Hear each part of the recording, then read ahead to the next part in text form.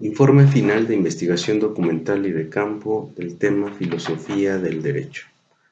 Como se menciona en la introducción del informe final, la presente investigación tiene como objetivo exponer al lector la importancia y trascendencia de la filosofía en la elaboración de las leyes, es decir, la presencia pasajera o duradera de la reflexión que ha implicado la invención de las leyes a lo largo de la historia.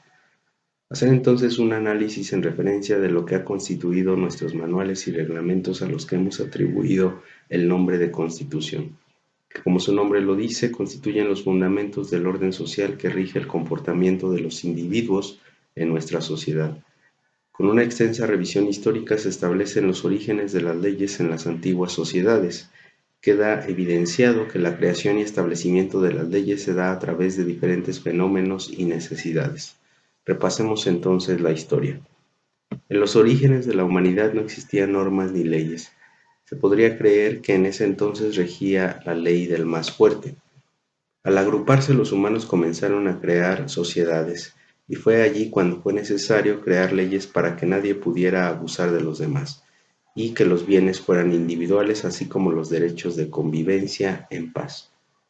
De acuerdo a la historia, las primeras leyes de las que se tiene registro fueron las del rey Hammurabi. Fue a él a quien se le ocurrió poner la ley por escrito. La gente estaba sometida al capricho de los jueces. El código era muy severo e imponía la pena de muerte para varios delitos y aplicaba la ley del talión. Hammurabi decía que el código debía servir para disciplinar a los malos y evitar que el fuerte oprima al débil. Estas leyes fueron inscritas en una estela de piedra de 2.4 metros de altura, encontrada en Persia en 1901, y son conocidas como el Código Hammurabi.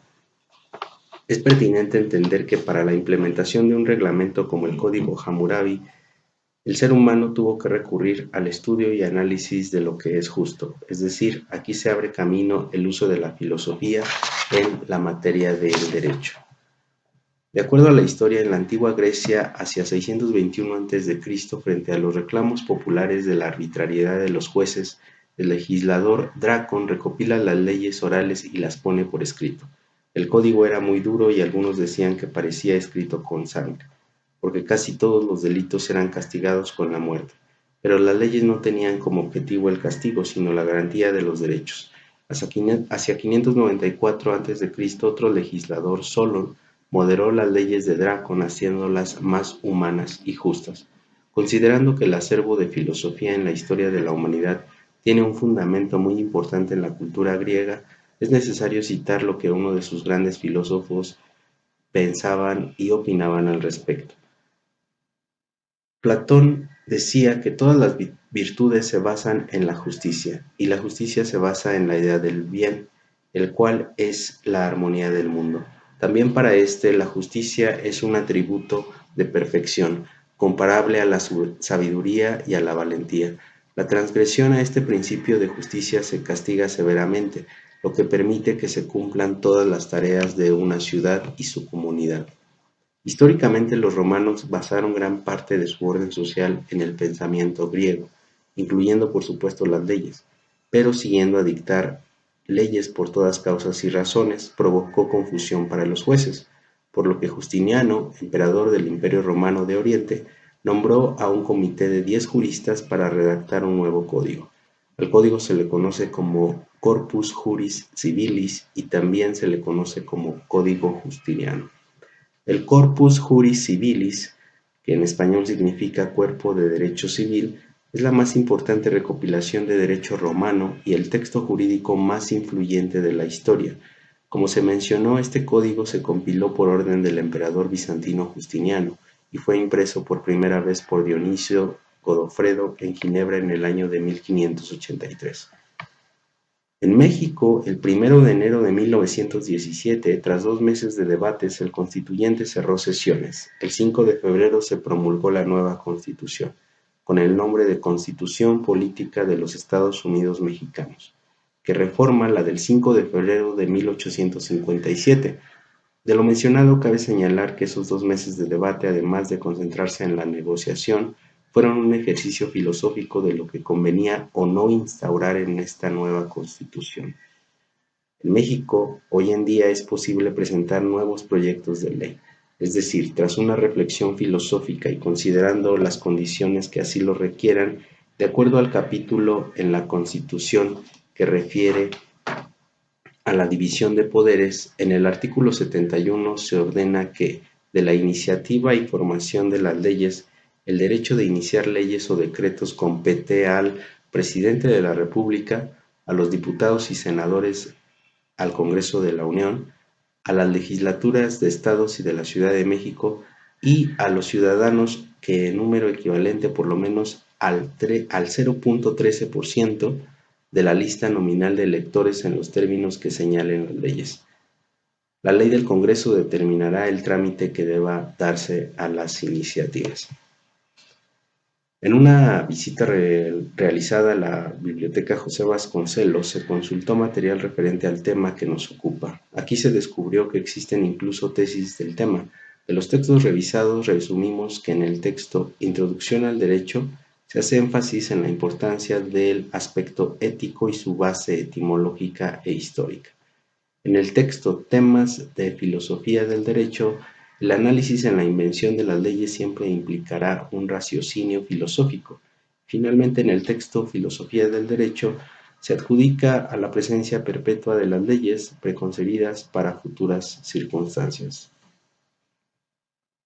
Se entrevista a la licenciada y trabajadora social Liliana Medellín. Se le cuestionó acerca de la revisión periódica de las leyes, de su opinión acerca de que los ciudadanos pueden proponer nuevos proyectos de ley, de la efectividad de las leyes actuales en México y si considera que es necesario realizar cambios.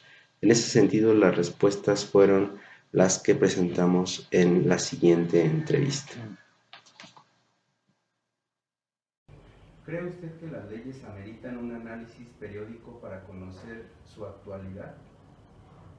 Sí, creo que es importante analizar nuestras leyes para actualizarlas en periodos, o sea, la sociedad va cambiando, junto con la sociedad creo que sí sería conveniente una revisión a nuestras leyes, pues de todos los ámbitos, ¿no? Y principalmente por un tema de la sociedad, de los cambios tecnológicos, pues de evolución. Finalmente es una evolución la que tiene el ser humano y junto con esto creo que sí sería conveniente la evolución de nuestras leyes. Como trabajadora social, ¿qué opina que de acuerdo al artículo 71 también los ciudadanos pueden proponer proyectos de ley? Creo que es importante, creo que sí es posible.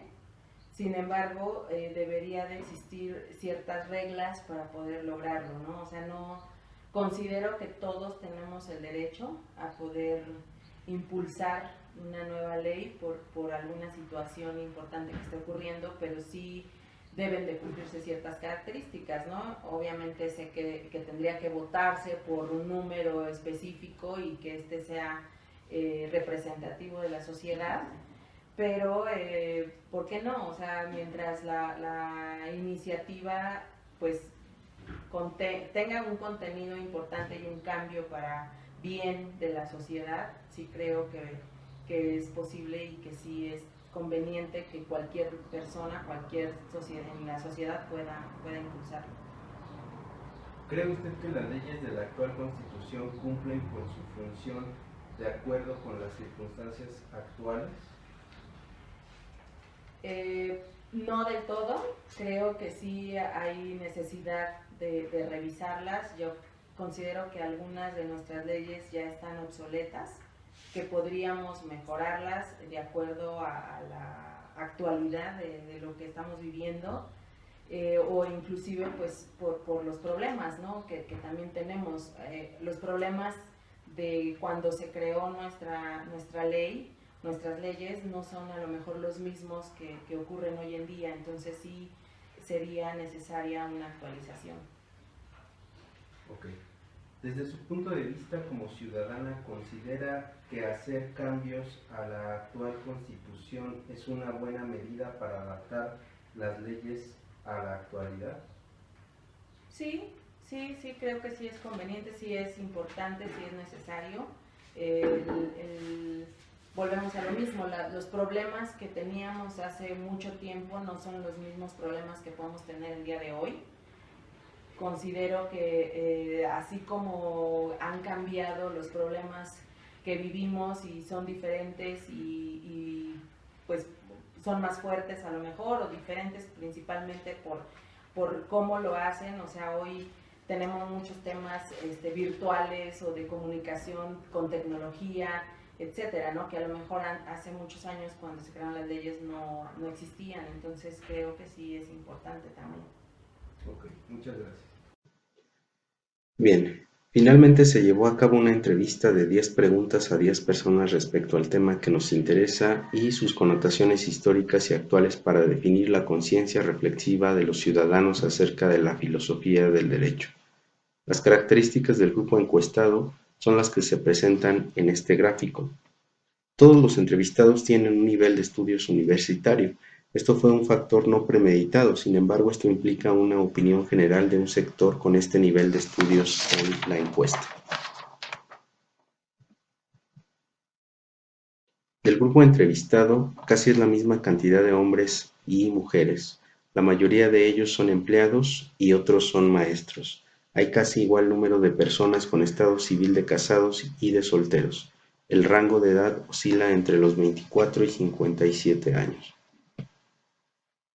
La encuesta puede dividirse en 4 campos temáticos. El primer campo, de la pregunta 1 a la 2, el tema es filosofía y derecho en el consciente de los entrevistados. El segundo campo, de la pregunta 3 a la 4, conocimiento y conciencia de la Constitución mexicana.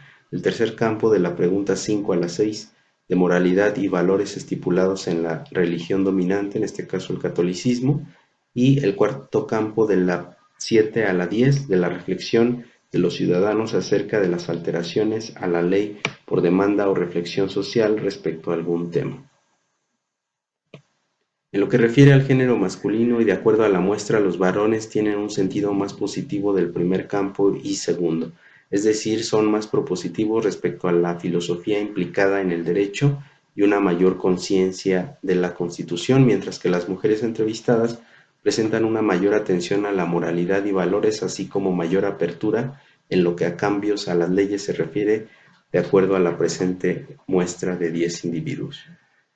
De acuerdo a la población entrevistada, las personas con estado civil de solteros o solteras observan un interés muy parecido en lo que a la filosofía y su relación con el derecho refiere, así como una mayor reflexión en lo que a la Constitución mexicana se refiere y una ausencia de conciencia moral y o religiosa en relación con las leyes y una actitud propositiva respecto a los cambios en las leyes, mientras que, de acuerdo al segundo campo, la población entrevistada con estado civil de solteros observan una menor reflexión en lo que a la Constitución mexicana se refiere o una actitud más escéptica de acuerdo a la naturaleza de las preguntas, y destaca del cuarto campo una ausencia de necesidad de modificaciones en las leyes.